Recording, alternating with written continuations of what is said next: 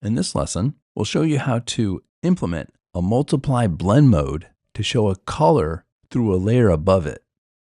The first thing I do is I'll take the background layer and unlock it. Let's click on that lock there to unlock it. The name of this is layer 0. What I want to do is double click on that and rename it Art, and then press return. Go to the bottom of the layers panel and click on the plus sign in a square to create a new layer. Let's rename that layer Color and press return.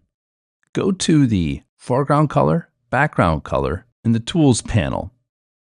Click on the top left color, which is referred to as the foreground color. The bottom right is the background color. Let's click on the foreground color. When we do this, the color picker dialog box opens up, and let's pick a color that you want to paint in the artwork. I'm going to go with a blue, and then I'm going to find a shade of blue that I want to start with, and then click OK.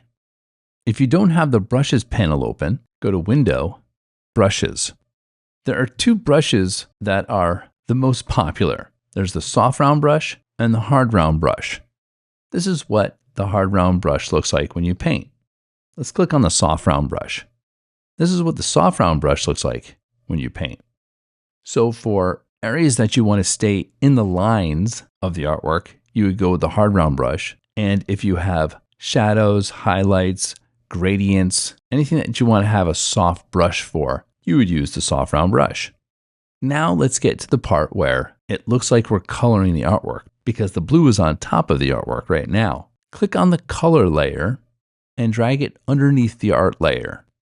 This is where the magic's going to happen. Click on the art layer, and at the top of the layers panel, there's a drop-down menu titled Normal, because the layer is currently normal.